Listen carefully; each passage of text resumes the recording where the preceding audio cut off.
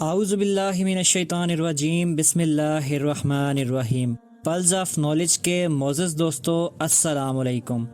ناظرین کرام، یاجوج ماجوج کا ذکر اکثر سننے کو ملتا ہے، لیکن اکثر لوگ ان کی حقیقت سے بے خبر ہیں کہ آخر یہ یاجوج ماجوج کیا ہیں اور یہ کیسے حملہ آور ہوں گے۔ آج کی ویڈیو میں ہم ذکر کریں گے یاجوج ماجوج کے بارے میں ایسی دلچسپ معلومات کا جو شاید ہی آپ نے آج سے پہلے سن رکھی ہوں۔ لیکن ویڈیو شروع کرنے سے پہلے آپ سے گزارش ہے کہ ہمارے چینل کو سبسکرائب کر لیجئے تاکہ مستقبل میں بھی اچھی ویڈیوز سے آپ لطف اٹھاتے رہیں۔ خواتین و حضرات، یاجوج ماجوج دراصل کون ہیں اور یہ کہاں پہ رہتے ہیں؟ اس بات کا جواب حاصل کرنے کے لیے ہمیں قرآن پاک کی طرف رجوع کرنا ہوگا، کیونکہ قرآن پاک ہمارے لیے اللہ کریم کی ایسی نعمت ہے جو ہماری ہر معاملے میں رہنمائی فرماتا ہے۔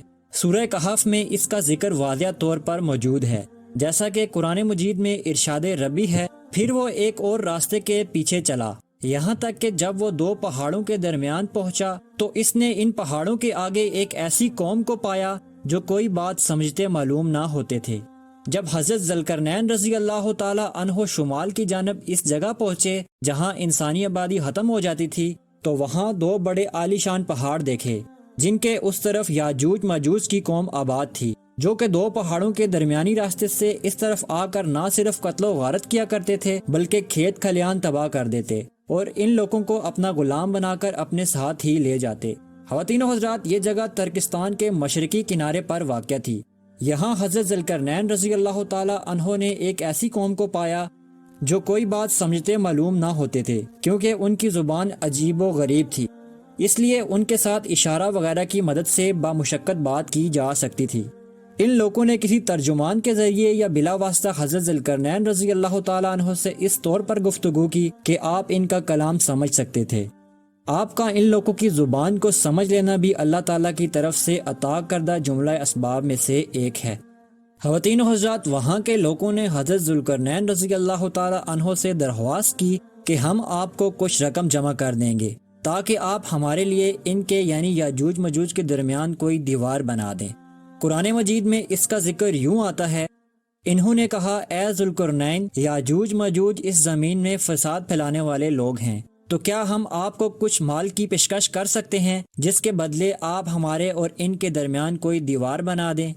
حضرت ذوالقرنین رضی اللہ تعالی عنہ نے ان سے فرمایا، اللہ پاک کے فضل سے میرے پاس کثیر مال اور ہر قسم کا سامان موجود ہے، تم سے کچھ لینے کی حاجت نہیں، البتہ تم جسمانی قوت کے ساتھ میری مدد کرو اور جو کام میں بتاؤں اس کو انجام دو، میں تم میں اور ان میں ایک مضبوط رکاوٹ بنا دوں گا۔ آپ رضی اللہ تعالی عنہ نے فرمایا، میرے پاس لوہے کے ٹکڑے لاؤ۔ جب وہ لوگ لوہے کے ٹکڑے لے آئے تو اس کے بعد ان سے بنیاد کھدوائی گئی۔ جب وہ کھدائی کرتے کرتے پانی کی سطح تک پہنچ گئے تو اس میں پتھر پگھلائے ہوئے تانبے سے جمائے گئے اور لوہے کے تختے اوپر نیچے چن کر ان کے درمیان لکڑی اور کوئلہ بھر دیا گیا اور نیچے سے آگ دے دی گئی۔ اس طرح یہ دیوار پہاڑ کی بلندی تک اونچی کر دی گئی اور دونوں پہاڑوں کے درمیان کوئی جگہ نہ چھوڑی گئی۔ پھر اوپر سے پگھلایا ہوا تانبا ڈال دیا گیا تو یہ سب مل کر ایک سخت جسم بن گیا۔ خواتین و حضرات، اس پر پگھلا ہوا تانبا بھی ڈال دیا گیا تاکہ لوہے کے ٹکڑے مضبوطی سے آپس میں جڑ جائیں اور چکناہٹ کے سبب کوئی بھی اس دیوار پر چڑھ نہ سکے۔ چنانچہ یہ دیوار ایسی بن گئی کہ یاجوج ماجوج نہ اس پر چڑھنے کی طاقت رکھتے تھے اور نہ اس میں کوئی سوراخ بنا سکتے تھے۔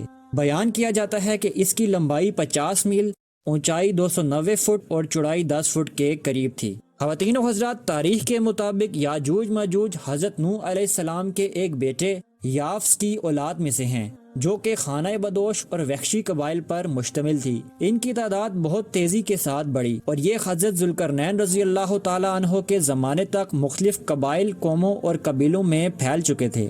روایات میں آتا ہے کہ تب سے اب تک یاجوج ماجوج اس کوشش میں لگے ہوئے ہیں کہ کسی طرح دیوار کو گرا کر باقی دنیا سے جا ملیں۔ یہ روز دیوار کو توڑتے ہیں، جب تھوڑا سا حصہ رہ جاتا ہے اور سورج غروب ہونے لگتا ہے تو ان کا سردار واپسی کا حکم دیتا ہے کہ باقی کا کام کل کریں گے، مگر اگلے روز دیوار کہیں زیادہ مضبوط ہو چکی ہوتی ہے۔ جب یاجوج ماجوج کے خروج کا وقت آ پہنچے گا تو وہ تمام دن دیوار میں سوراخ کریں گے اور ہر روز کی طرح ان کا سردار شام کو واپسی کا حکم دے گا اور کہے گا باقی کام کل کریں گے انشاءاللہ۔ اس سے پہلے کبھی انہوں نے یہ الفاظ استعمال نہ کیے ہوں گے۔ خواتین و حضرات، ان الفاظ کی برکت سے دوسرے روز دیوار کو ویسا ہی پائیں گے جیسا چھوڑ کر گئے تھے۔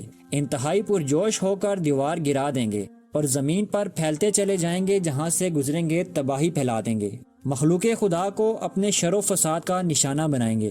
ان کا پھیلا گروہ جب بھاگتا ہوا جھیل تبریہ سے گزرے گا تو صحیح مسلم کے مطابق وہ سارا پانی پی جائیں گے، یہاں تک کہ اس میں خاک اڑنے لگے گی۔ ان میں دوسری جماعت جب وہاں پہنچے گی تو وہ کہے گی شاید اس میں کسی زمانے میں پانی ہوا ہوگا۔ خواتین و حضرات، بحر تبریہ اسرائیل میں تازہ پانی کی سب سے بڑی جھیل ہے۔ اس کا ذکر تورات و انجیل میں بھی آیا ہے۔ یہاں سے قتل و غارت کرتے ہوئے یاجوج ماجوج بیت المقدس تک پہنچیں گے اور اعلان کریں گے کہ زمین پر ہمارا قبضہ ہو چکا ہے، اب ہم آسمانوں پر بھی قبضہ کریں گے اور آسمان کی طرف تیر پھینکیں گے جو قدرت الہی سے خون آلود واپس آئیں گے۔ کوئی ان کا مقابلہ نہ کر پائے گا۔ حضرت عیسیٰ علیہ السلام اللہ کے حکم سے مسلمانوں کو لے کر کوہ طور پر پناہ لیں گے۔ خواتین و حضرات، اب سوال یہ پیدا ہوتا ہے کہ ان کا خاتمہ کیسے ہوگا؟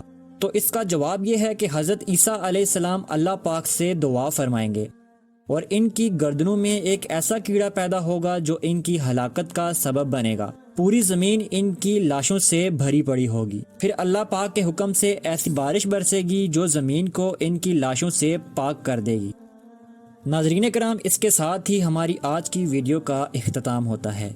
انشاءاللہ حاضر ہوں گے ایک نئی ویڈیو کے ساتھ، تب تک کے لیے اجازت دیجیے گا۔ اللہ پاک سے دعا ہے کہ ویڈیو میں اگر ہم سے کوئی غلطی ہو گئی ہو تو وہ ہم سے ہماری غلطی کوتاہی کی سرزنش نہ فرمائے اور ہمارے اور آپ کے تمام صغیرہ اور کبیرہ گناہوں سے درگزر فرمائے۔ اپنا دوستوں، رشتہ داروں اور گرد و نواح کے تمام لوگوں کا خیال رکھیے گا۔ تب تک کے لیے اللہ حافظ۔